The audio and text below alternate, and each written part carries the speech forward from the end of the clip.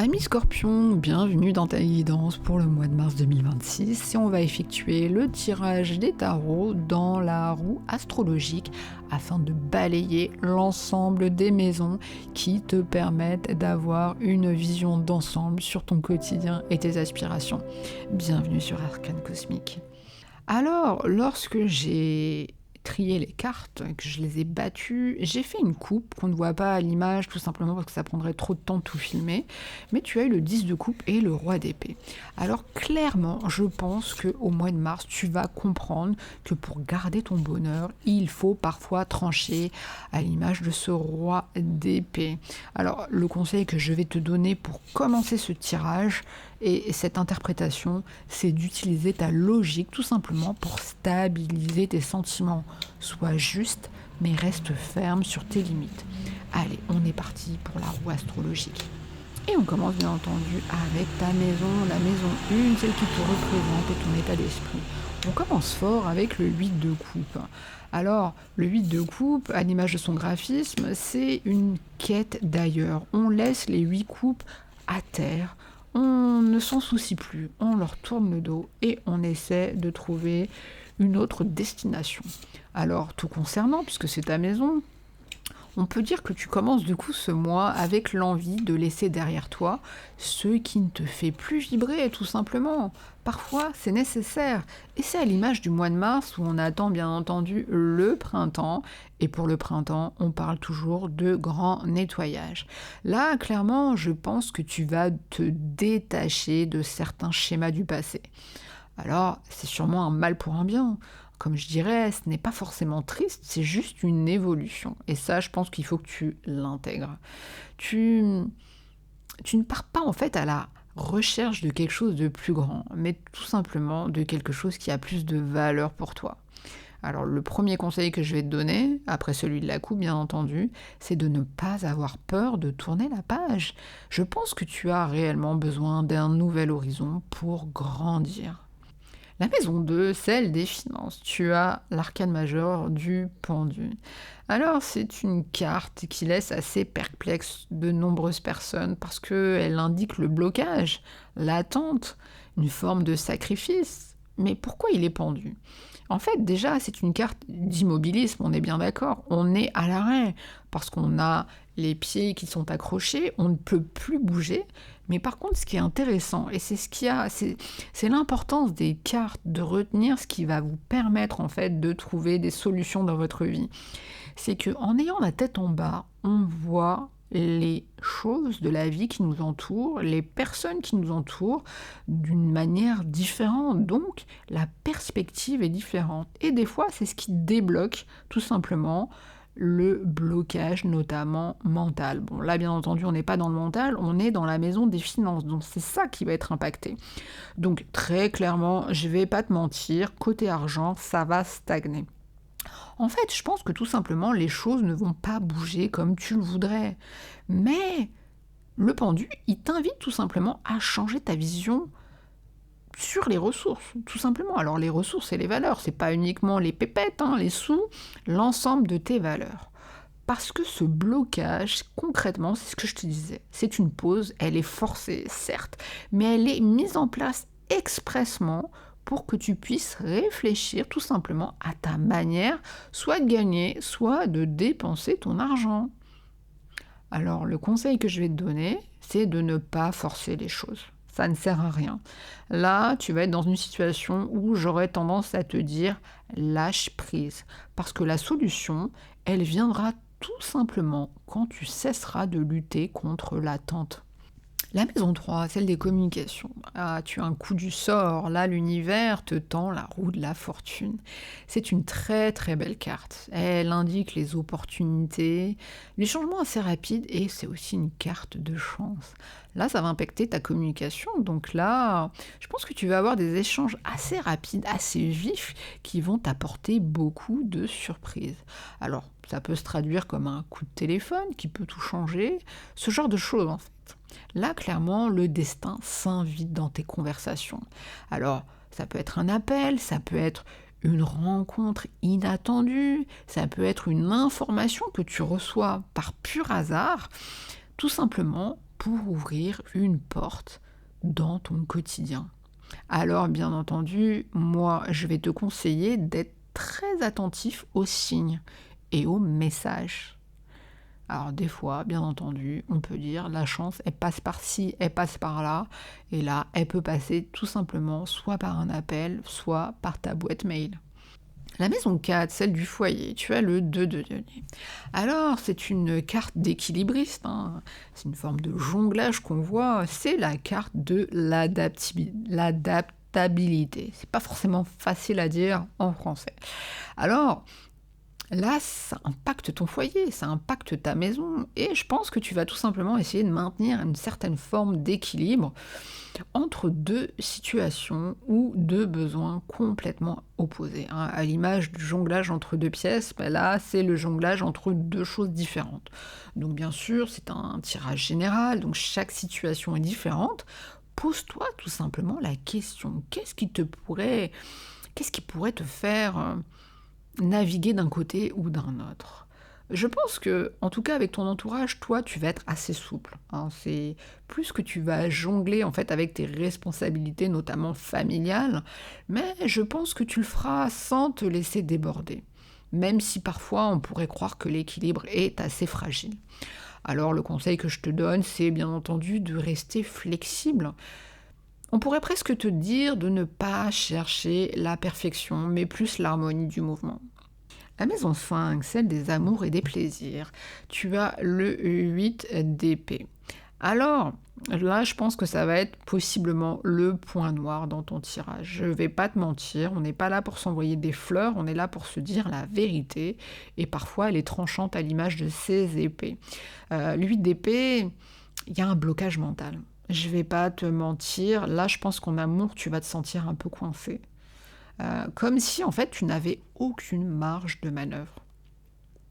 Alors, je pense que en fait, dans la réalité, c'est tout simplement toi qui t'imposes tes propres limites, hein. C'est comme si tu avais peur d'agir, comme si tu avais peur de t'exprimer. Et pourtant, à l'image de suite d'épée, bah, tes liens en fait, les liens que tu t'imposes, parce que c'est toi, c'est dans le mental, ils sont très très faciles à dénouer, mais à la seule condition d'oser regarder la vérité en face. Alors moi, je te conseillerais de retirer ton bandeau, hein, parce que tu vas être beaucoup plus libre si tu ne le penses pas dans tes relations. En maison 6, celle du travail et de la routine, tu as le 10 de denier, qui représente la réussite matérielle et la sécurité, bien entendu. Alors l'association de cette carte dans cette maison, franchement, là, au niveau professionnel, ça va être excellent. Je pense que tu vas avoir beaucoup de stabilité et beaucoup de prospérité. Comme on dit, tes efforts vont être récompensés.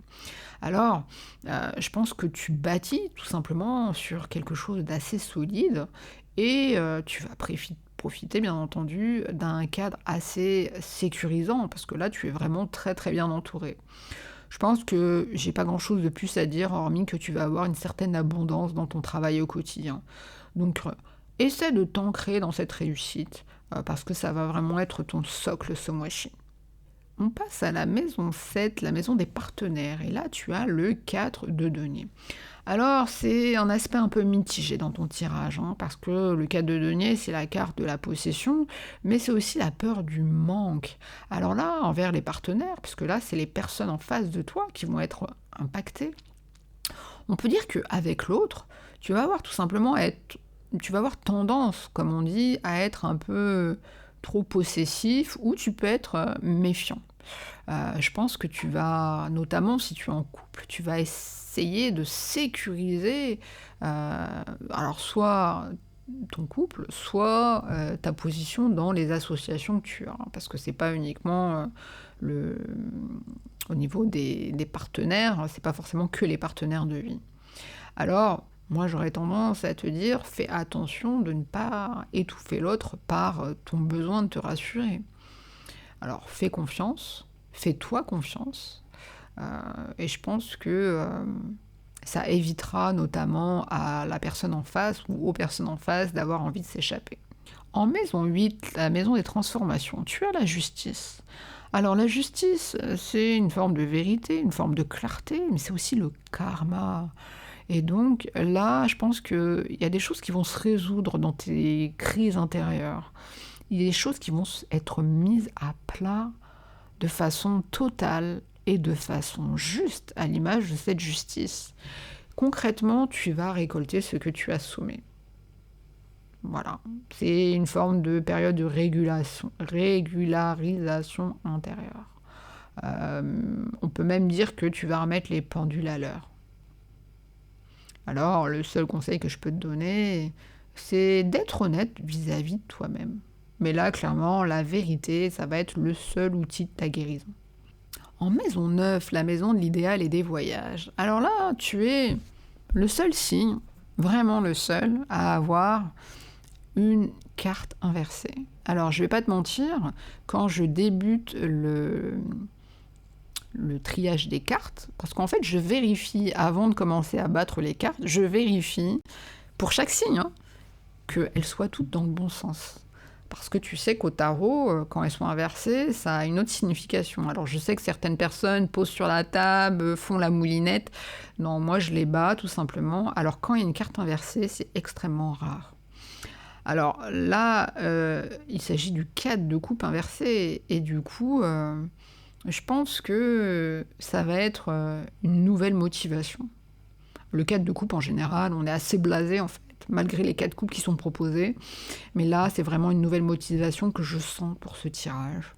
Alors dans la maison indiquée, je pense que tu vas retrouver une certaine forme d'intérêt pour tes projets. Alors ça peut être des projets divers et variés, ça peut être aussi des voyages que tu veux mettre en place.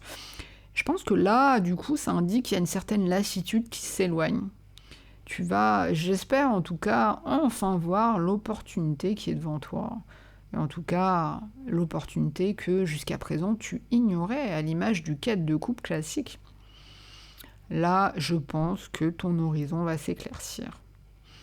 Alors, j'ai pas spécialement de conseils à te donner. Je pense que l'ennui, il est terminé pour toi. Donc, saisis tout simplement cette nouvelle inspiration. En maison 10, la maison de la carrière, on a un autre 4, mais par contre celui il est plus mental, puisqu'il s'agit du 4 d'épée. Alors, il s'agit d'une forme de repos, une forme de trêve, une forme de réflexion stratégique. Alors, si on l'impacte au niveau professionnel, je pense que oui, ça va être le moment de la pause.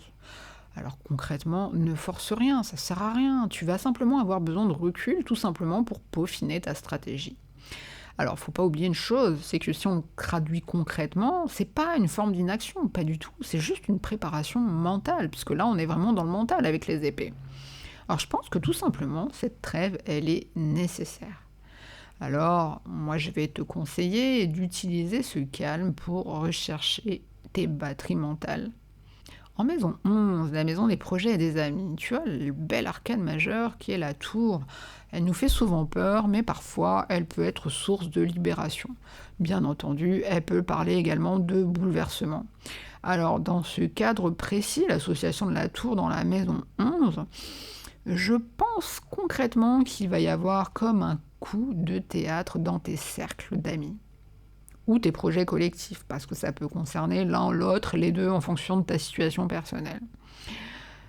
Alors, on peut dire que c'est un mal pour un bien. C'est comme s'il y avait une structure qui s'effondrait, mais tout simplement pour te libérer.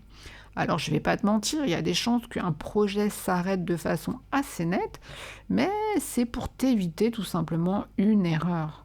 Hein, ça peut être brutal, je vais pas te mentir, mais par contre, ça va assainir la situation. Le seul conseil que je peux te donner, c'est surtout de laisser tomber les faux semblants amicaux.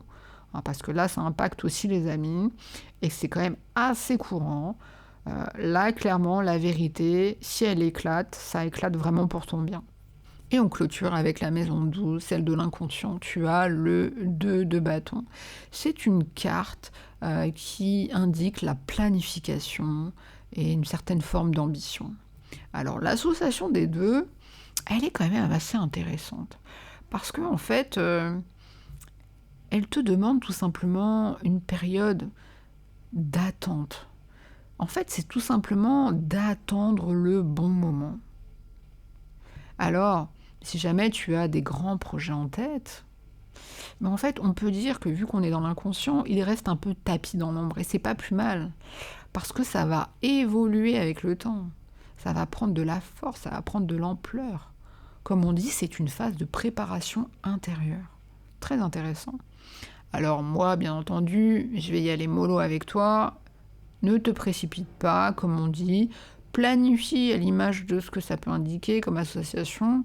Planifie ton avenir avec beaucoup de calme. C'est le seul conseil que je puisse te donner. Alors, ami Scorpion, si on prend un peu de hauteur sur l'ensemble de ton tirage, c'est très intéressant pour toi ce mois de mars parce que clairement, il y a une stabilité déjà matérielle forte, mais il y a un mouvement intérieur et social assez intense, notamment avec la tour et le 8 de coupe. Je pense que tu vas clairement gagner en sécurité. Et ce que tu gagnes en sécurité, c'est ce que tu vas perdre en illusion. Donc il y a une forme d'équilibre qui va se mettre en place. Alors, c'est clair qu'il y a une certaine forme de rupture avec la tour, mais comme je te disais, parfois c'est nécessaire pour que tu arrêtes tout simplement de te sentir coincé à l'image du 8 d'épée. Alors, le conseil global que je peux te donner, en fonction des cartes qui sont tombées, utilise la rigueur du roi d'épée. Franchement, c'est une carte idéale pour toi, surtout pour ne pas te laisser emporter par les chocs extérieurs. Comme on dit, il faut essayer en fait tout simplement de rester focalisé sur les réussites concrètes en fait que tu peux avoir. Et là, je pense que le destin, il va t'aider à faire le ménage dans tes relations notamment. Et il y a aussi, on va pas oublier, la justice. La justice, en fait, elle veille tout simplement à ce que tu obtiennes ce que tu mérites. Alors, ami Scorpion, j'espère que tous ces outils égrenés, les messages de l'univers vont t'aider à mettre les choses en place, vont t'aider à trouver un équilibre et une harmonie pour ce mois de mars, parce que c'est l'essentiel pour toi. Quand je fais ces tirages, c'est vraiment pour aider tout un chacun à trouver des solutions dans ses problématiques de vie. N'hésite pas à revenir courant du mois sur cette guidance, tout simplement pour voir si c'est toujours d'actualité. Et bien entendu, n'hésite pas à me mettre des messages pour que je puisse avoir un retour. J'espère que ça pourra t'aider. Très beau mois, mars à toi.